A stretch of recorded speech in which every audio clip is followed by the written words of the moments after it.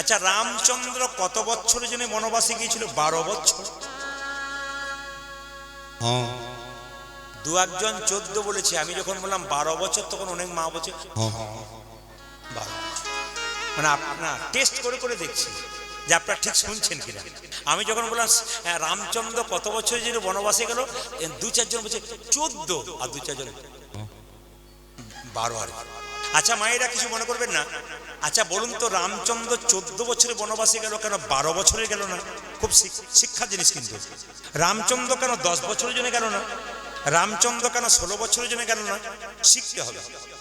আমাদের শাস্ত্র বলছে, কেউ যদি 12 বছর ঘর থেকে পালিয়ে যায়, আপনার বাড়ির কোনো ব্যক্তি যদি 12 বছর বাইরে চলে গেছে, সেই ব্যক্তিকে মৃত বলে ঘোষণা করা যায় এবং তার সাধ্য কাজ করা যায়। শুনবেন ভালো করে।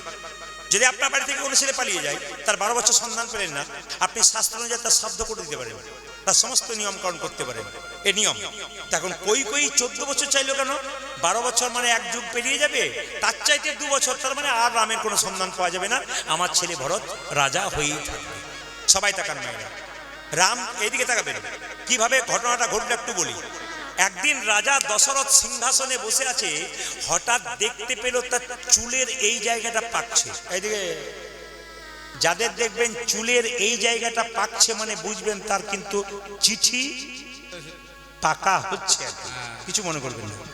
দেখবেন বয়সের লক্ষণ কোথায়, তাকাবেন তাকাবেন, চুলের এই জায়গাটা প্রথম পাকছে। আর দ্বিতীয়, যখন এরকম করে আয়না দেখছে, তখন রাজমুকুটটা বাম দিকে হেলে গেছে।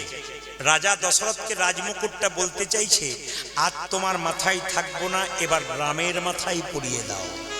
আচ্ছা বাবা, এই এতজন কীর্তন শুনতে এসছেন, বয়স্ক বাবারা যারা আছেন, জেনে নিন, পৃথিবীর রাজা হলো কৃষ্ণ, পৃথিবীর রাজা ভগবান কৃষ্ণ। সংসারে একজন মালিক আছে, কিন্তু তিনি বয়স্ক বাবা বা বয়স্ক মা। সংসারে যদি সরকার থেকে আসে বলে সংসারের মালিককে, বাবা না বাজলে মাকে বলে, আর মা বেঁচে না থাকলে বাবাকে বলে, যে বাবা হচ্ছে মালিক, বাবা হচ্ছে রাজা। আচ্ছা, আপনি সংসারে রাজা হয়ে বসে আছেন, মালিক হয়ে বসে আছেন, আপনার রাজমুকুটটা হেলেছে, আপনি কখন বুঝবেন? সারাদিন পরিশ্রম করে যখন বাড়ি এলেন, বৌমাকে এক গ্লাস জল চাইলেন, যখন 1 ঘন্টা পর 1 গ্লাস জল আসবে, তখন বুঝবেন আপনারও রাজমুকুটটাই হেলতে শুরু করেছে। কীর্তন হচ্ছে বাস্তবের সঙ্গে বড় মিল আছে, খালি তত্ত্বগুলো দেখবেন কি শিক্ষা আছে। মায়েরা, যখন আপনার বয়স হবে, আপনাকে সংসার চাইছেন, আপনি বুঝবেন কি করে? 1 কাপ চা করে দাও তো বৌমা, বুঝবেন আধ ঘন্টা পরে আসছে, মানে আপনাকে আর চাইছে না।